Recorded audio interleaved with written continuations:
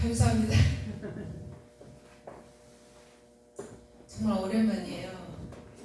우리 회장님께 죄송하고 뭐가 이렇게 바쁜지 나만 바쁘다고 하는데 다른 분들은 다 사이 없다고 열심히 일하고 저만 바쁜 것 같더라고요.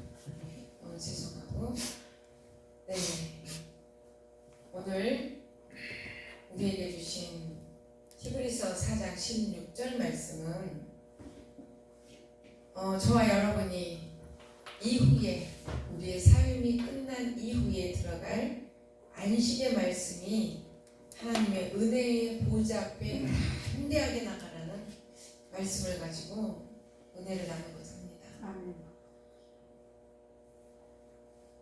앞뒤로 인사 좀 하죠. 큰 은혜 받으시기를 축복합니다. 은혜 받으시기를 축복합니다. 은혜 받는 건 주님이 하실 것입니다. 아멘. 네.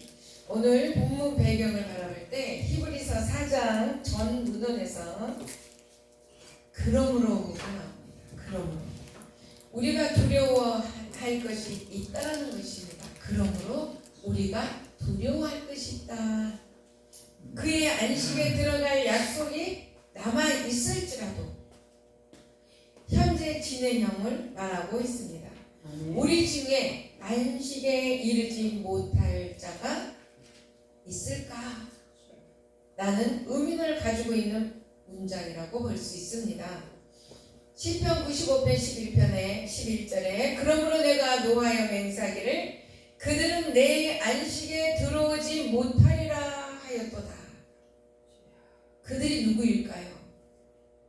구약 시대의 하나님은 자기가 기르시는 백성과 그의 손으로 지으신 모든 만물 앞에 무릎을 꿇어야 할 것은 하나님의 손이 돌보시는 양이 저와 여러분이기 때문에 그의 음성을 들으면 마음을 완악하게 하지 말아야 할 것인데 라고 말씀하고 있어요.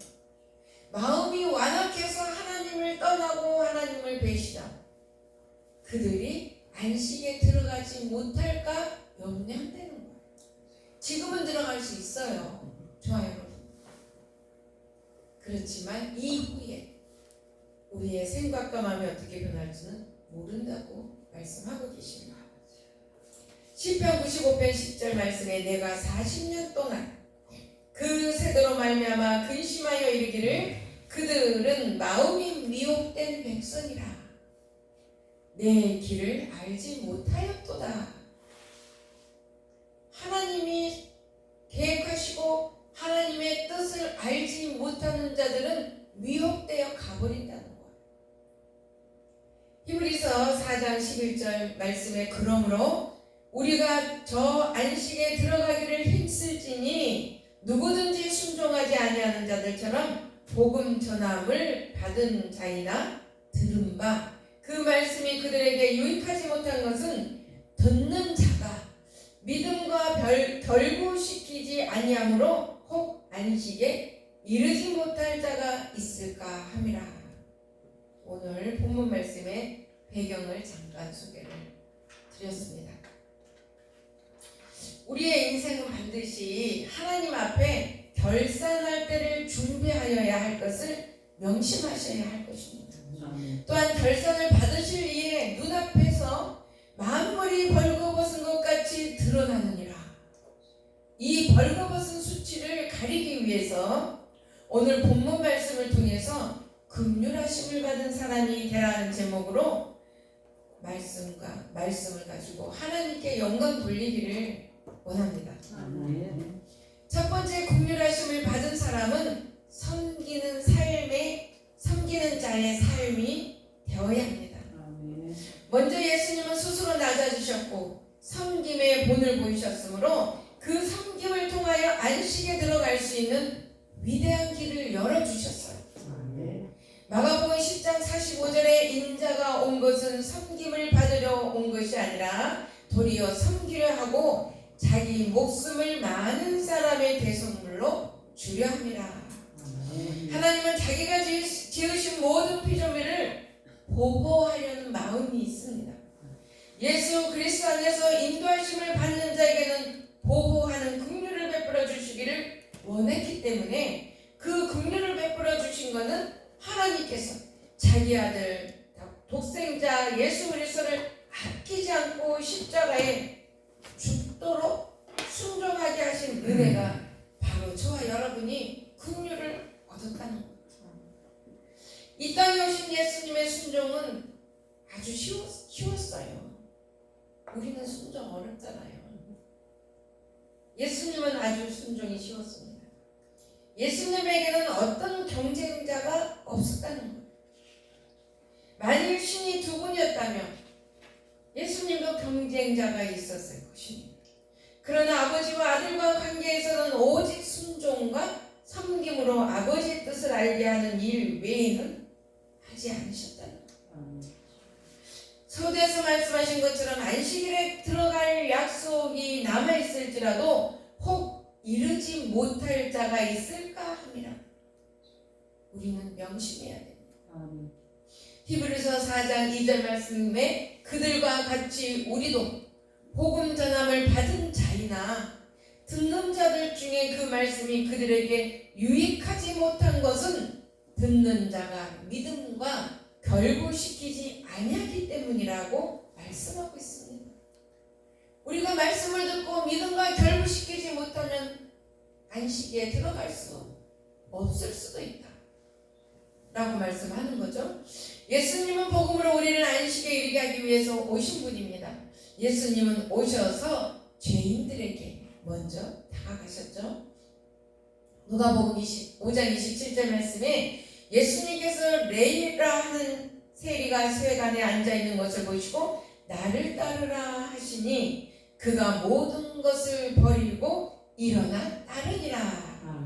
바리새인과 서기관들이 죄인과 함께 먹고 마신다고 비방을 하며 예수님께서 이렇게 말씀하세요. 내가 의인을 부르러 온 것이 아니다.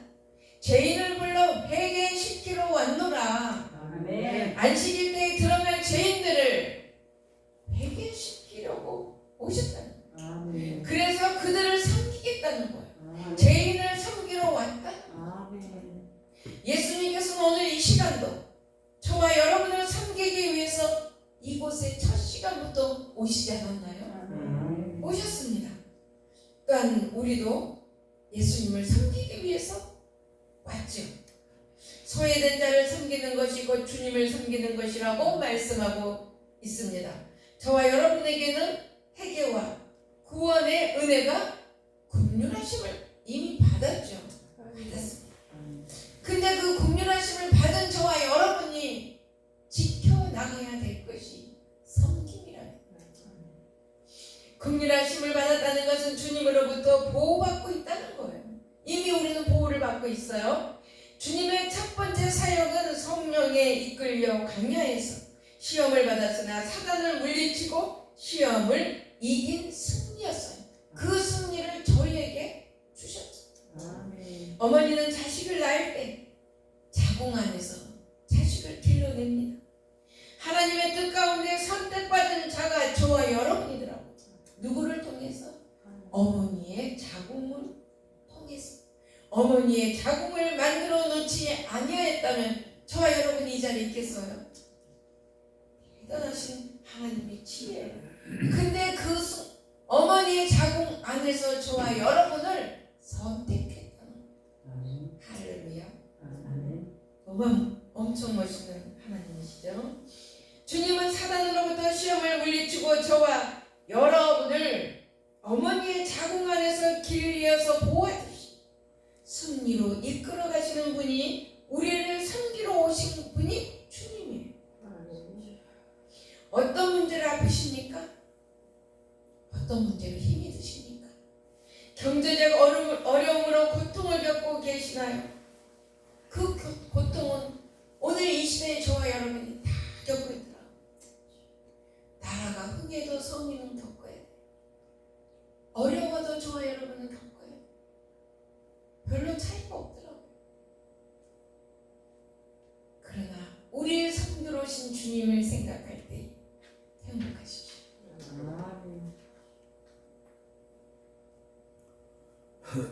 마지막 안식 때에 우리가 들어가야 할 곳이 곧 때를 따라 돕는 은혜를 얻기 위하여 믿음의 자리에서 순종해야 된다. 믿음의 조상 아브라함은 언제 진정한 하나님을 만났습니까? 창세기 12장에 하나님이 아브라함을 택할 때 하나님을 만났습니까?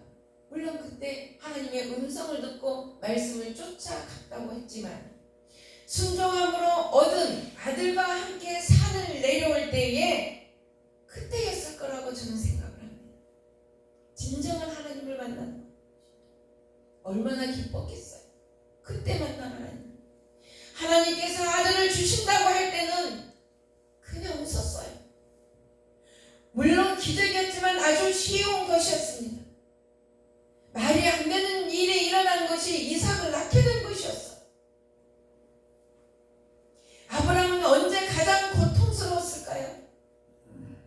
아브라함의 100년 인생에서 하나님의 말씀을 쫓아 갈 바를 모르고 믿음으로 나갈 때는 고난이 아니었어요.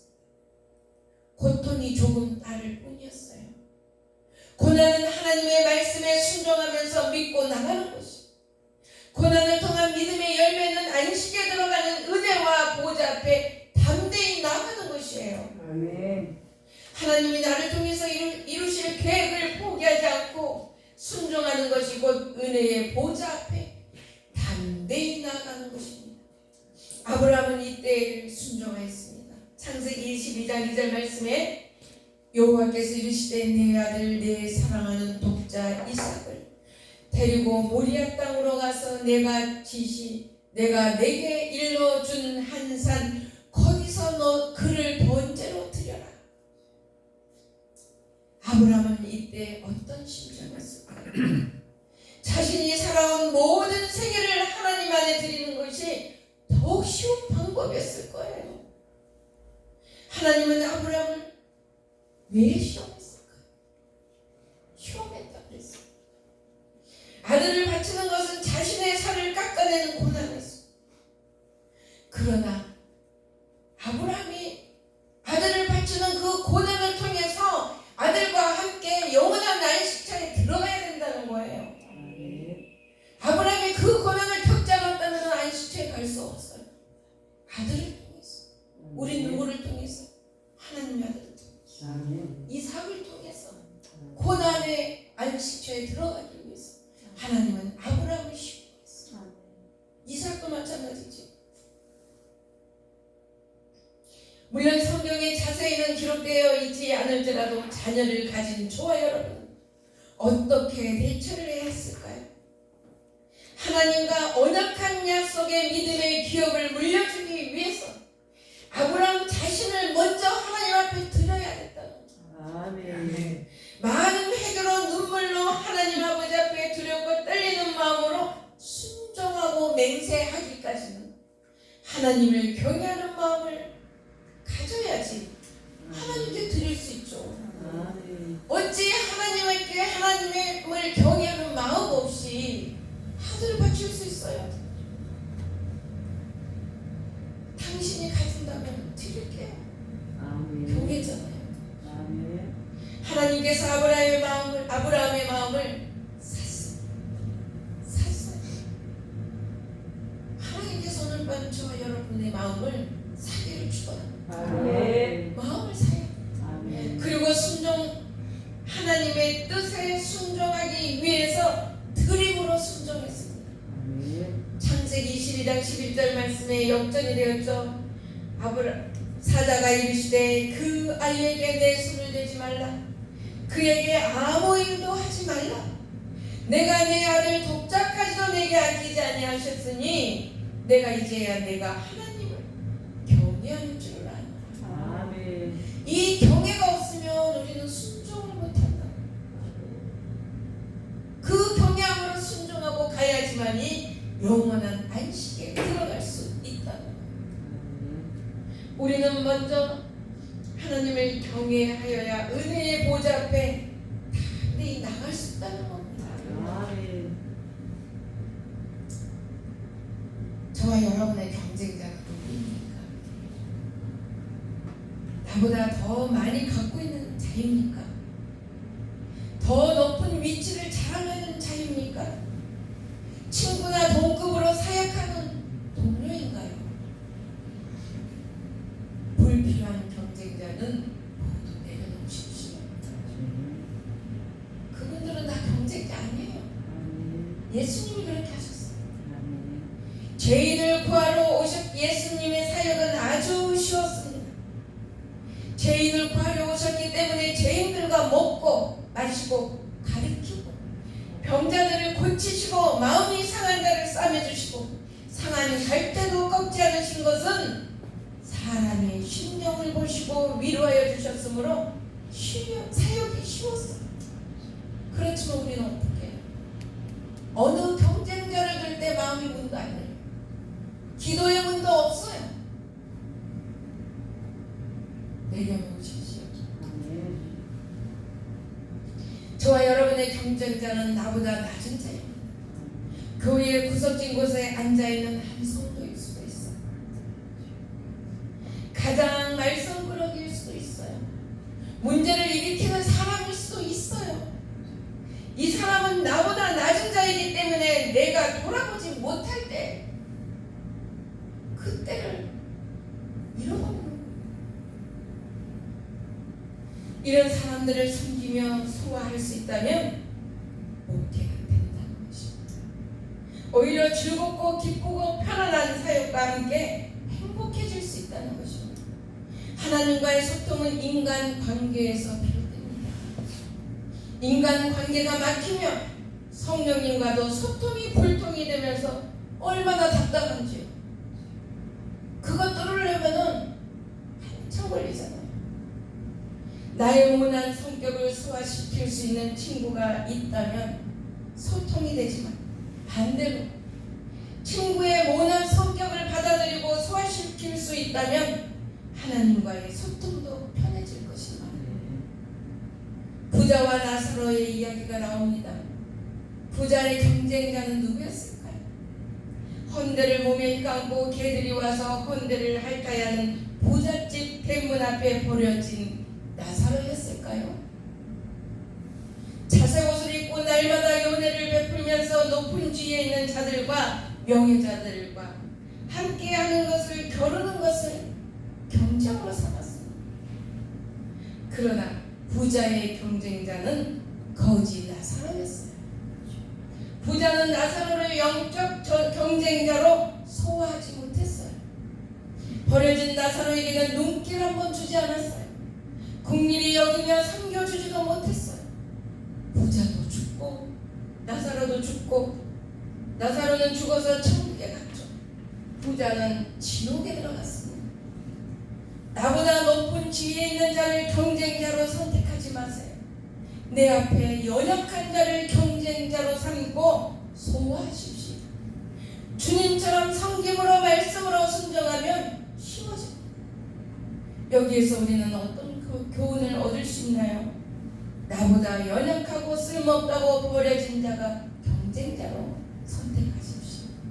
연약한 자를 섬기는 것이 주님이 보여준 것을 따르는 것입니다. 작은 소자에게 물 한 그릇 대접한 것이 나에게 한 것이라고 하셨어요.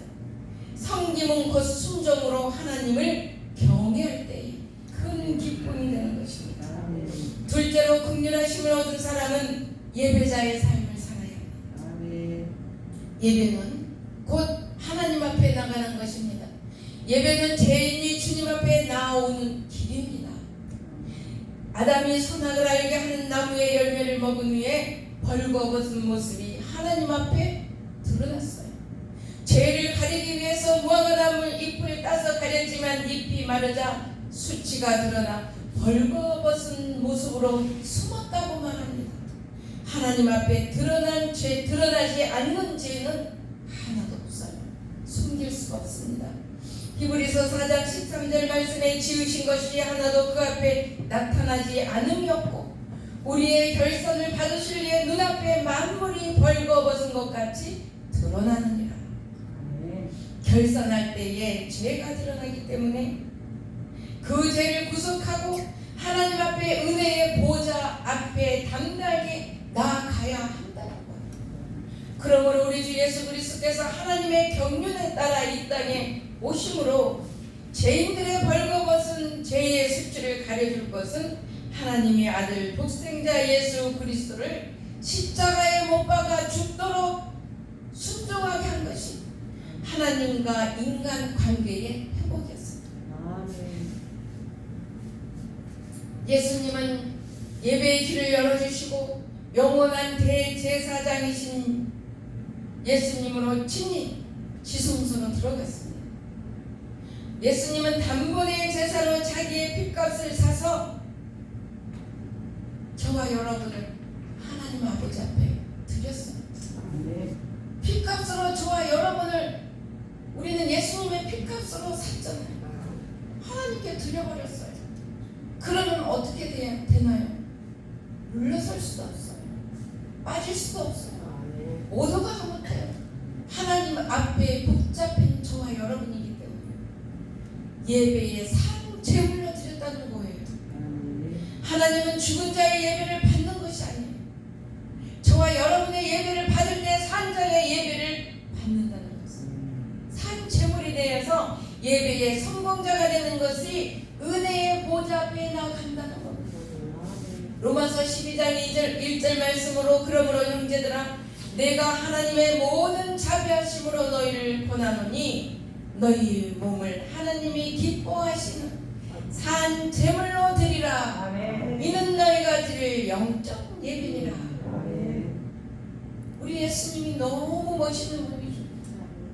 오도가도 못하게 만들어버렸잖아요. 구원받는 자의 자세로 살아가는 것은 성도가 하나님과의 영적 예배의 질서를 지켜나갈 때 영혼과 전 인격을 포함한 삶의 제사가 예배예요. 구약시대 예배는 어떻게 했어요? 출애굽기 13장 20절에 그들이 숲곳을 떠나 광야 끝 에담의 장막을 치니 여호와께서 그들 앞에서 가시며 앞서가시며 낮에는 구름 기둥으로 밤에는 불 기둥으로 그들의 길을 인도하시고 그들에게 낮이나 밤이나 비추시며 진행하게 하셨다는 거예요. 그게 오늘날 저와 여러분에게까지도 우리 하나님이 앞서가시잖아요. 출애굽을 한 이스라엘 백성들에게 하나님은 그들의 신이 되었습니다. 그리고 장막을 치고 예배를 드리는 하나님께 친히 인도하시는 구름 기둥과 불 기둥이 되어줬던 것처럼 저와 여러분에게 예배의 삶은 예수님의 고난에 동참하는 긍휼하심을 입은 자만이 참여할 수 있어요. 특권입니다. 예배자로 살아가는 것은 특권이고 행복입니다. 그리고 또한 고난, 곧 죄인이 회개하기 위해서 오신 예수님의 목적이 있어요. 주님은 죄인을 부르러 오셨다고 했어요.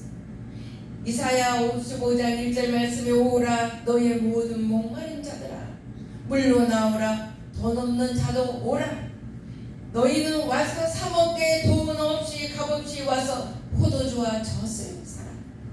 십자가의 도를 믿고 구원의 은혜와 보좌 앞에 담대하게 나아가라는 것입니다. 사도 바울의 깊은 영성은 저와 여러분이 체험하지 못한 것을 복음으로 풀어가는 것을 볼 수 있어요. 디모데전서 1장 15절 말씀에 믿보다 모든 사람이 받을 만한 이 말이요 그리스도 예수께서 죄인을 구원하시려고 세상에 임하셨다 하였도다. 죄인 중에 내가 괴수다. 자기는 핍박자였어. 그 중에 나는 죄인 중에 괴수다. 무거운 죄짐을 지은 자였다라고 고백을 합니다.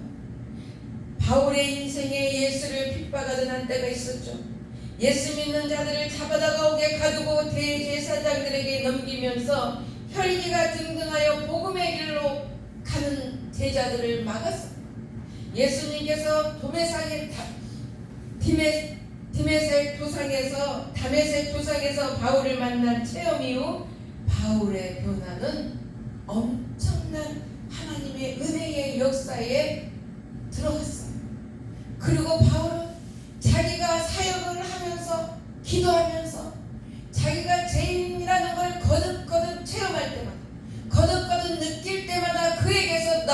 영성은 내가 죄인하는 괴수라는 그 죄인하는 괴수 앞에서 하나님을 경외하지 않을 수가 없었습니다.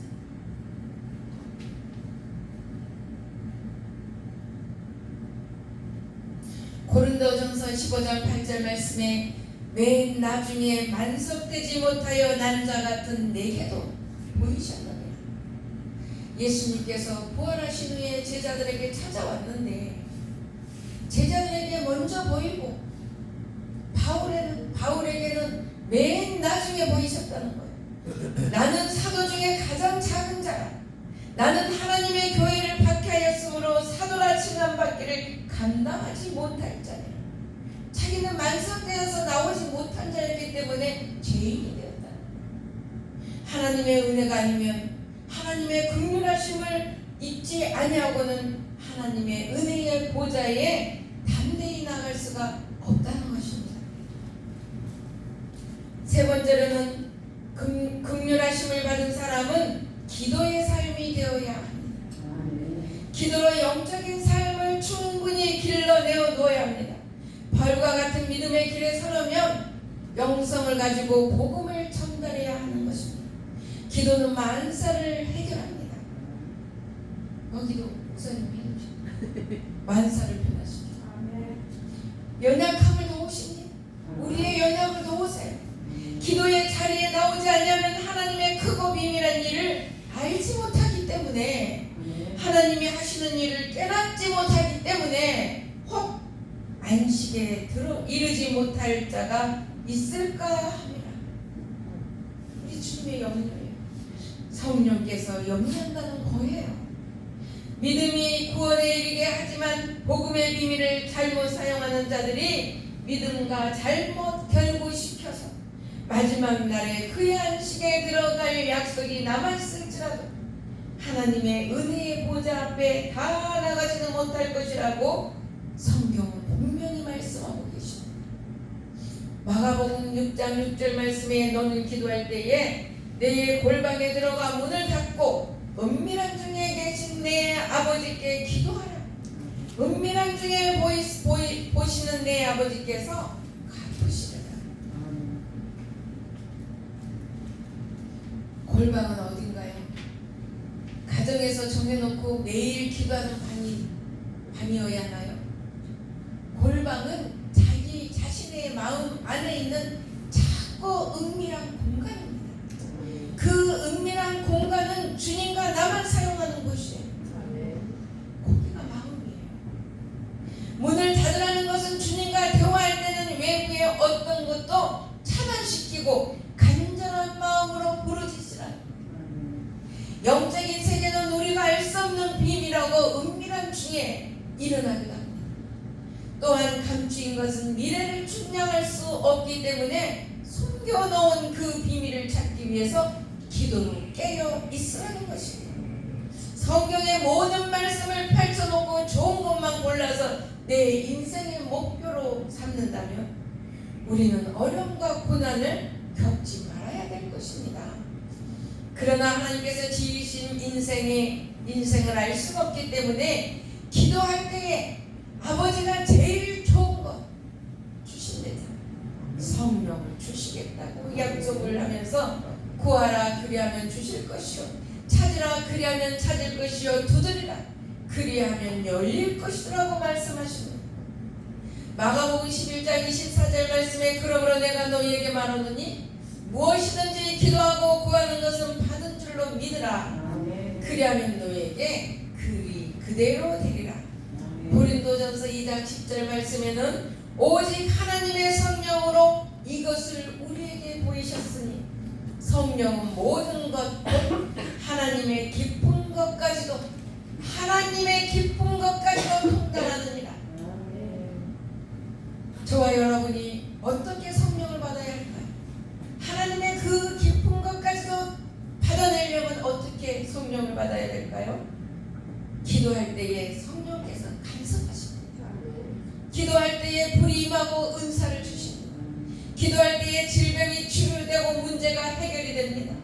기도할 때에 믿음이 성장하고 능력이 임하게 됩니다. 기도할 때에 주님과 만나서 교통하게 됩니다. 가장 좋은 은사 성령을 받는 자는 고린도전서 2장 13절 말씀에 우리가 이것을 말하거니와 사람의 지혜가 가르친 말로 아니하고 오직 성령께서 가르친 것으로 영적인 일은 영적인 것으로 분별하느니라. 오늘 본문 말씀은 예수 그리스도를 통해서 긍휼하심을 받은 저와 여러분이 대제사장이신 예수님께서 이미 안식에 들어가셨고 우리가 믿는 도리 구원의 은혜를 믿고 영생을 얻는 일 외에는 예수를 믿는 다른 일이 없다는 것이에요.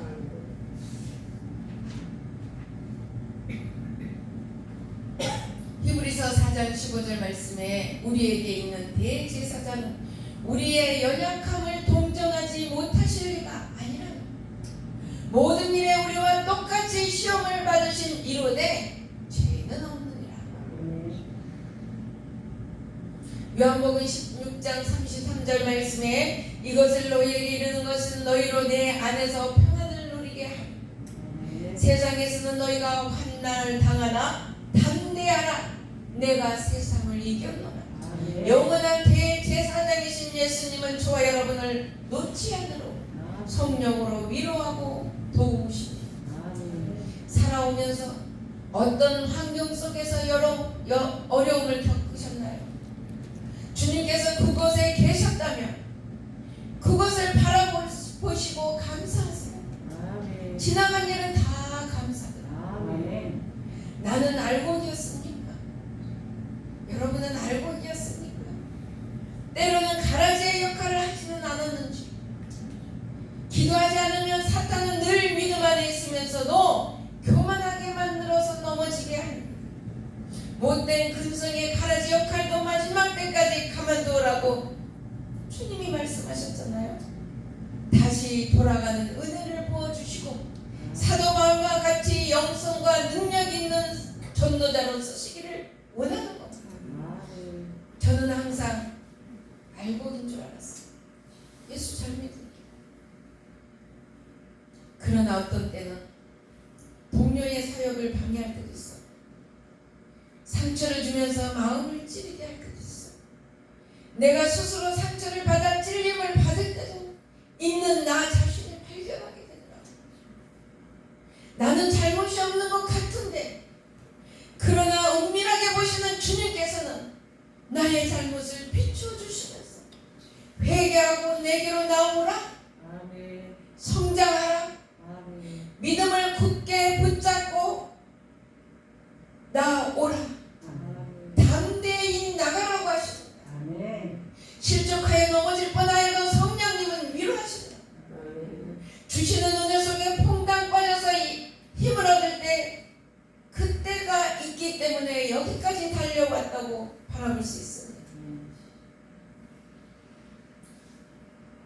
얼마나 제 수치가 드러나는지 몰랐습니다. 나는 죄인 중에 괴수야. 사도 바울이 이렇게 고백을 해요. 만삭되지 못하고 태어난 자, 예수를 핍박하고 하나님의 일을 방해하고 그런 내 모습을 비춰줄 때 얼마나 수치를 느꼈는지 모르겠어요. 내가 홀로 있을 때에도 힘이 들 때에도 고통당할 때에도 투정을 부릴 때에도 무식해서 일마다 물을 바닥에 엎질러버리고 후회하며 땅을 칠 때에도 목회 경험이 없어서 날뛰어도 아무것도 할 수 없어 무능할 때도 늘 그늘이 되어주신 나의 친구 되시는 예수님은 저와 여러분을 손바닥 위에 올려놓지 않습니다. 손바닥에 새겨놓지 않았습니다. 변함없는 주님을 친구로 간지가 있기 때문에 오늘 저와 여러분은 저도 물론이고 여러분도 마찬가지고 사는 목적이 되어야 되는 줄로 믿습니다. 여러분에게도 이러한 똑같은 본질이 내 안에서 자생하고 있다고 믿지 않습니까? 저는 있더라고요. 잘 믿는 줄 알았는데 그리고 한번 죄를 회개하면 그 회개한 죄가 드러나지 않을 줄 알았어요. 근데 더 큰 덩어리가 드러나더라고요. 사도 바울이 고백한 그 더 큰 덩어리 배수로 드러나더라. 성령으로 오신 주님은 너는 안 돼. 너는 못해. 너는 할 수 없어. 영원한 가라지로 자라라고 하지 않습니다. 돌이켜 회개. 그것을 통해서 그 큰 죄악을 통해서 나를 발견한 순간부터는 더 하나님의 기쁜 자리가 되는 거예요. 아멘. 때를 따라 돕는 은혜를 얻기 위해서 주님께로 나간다면 죄인님을 깨닫게 하시면서 위로해 주는 것이 주님의 보좌 앞에 기도의 사명자로 나가는 거예요. 기도의 사명자는 나만 구원을 받는 것이 아니에요. 여러 사람을 위해서 도구하는 자가 기도의 사명자죠. 근데 바울은 권면하고 있어요. 여러 사람을 위해서 도구하라. 나와 같은 사람을 위해서 기도하라는 거예요. 우리는 툭하면 나보다 못하면 제쳐놓더라고요. 저부터 그랬어요. 저부터 그러고 있더라고요. 나 같은 사람. 나 같은 사람을 위해서 기도하는 거예요. 지금 당장이 아닐지라도 우리의 간구한 기도가 다 모아지고 믿음의 분량이 채워지며 반드시 하나님은 저와 여러분을 위해서 그 간구한 기도대로 일을 하기 시작할 것으로 저는 믿습니다. 그 믿음으로 여기까지 왔으니까요. 안식에 들어가기 위해서 열매를 맺어 주셔야지 하나님도 우리에게 보여주는 게 있어야 따라갈 거 아닙니까? 그 열매를 통해서 하나님께 나아가는 줄로 믿습니다. 결론을 맺겠습니다. 섬기는 삶으로 바꿔지기를 축원합니다. 예배의 삶으로 전환되기를 축원합니다. 기도의 삶으로 행복해지시기를 축복합니다. 우리 모두가 안식에 들어갈 때까지 소망을 가지고 천국의 비밀을 맛보며 전하며 살아가는 저와 여러분이 되시기를 예수 그리스도의 이름으로 축원을 드립니다.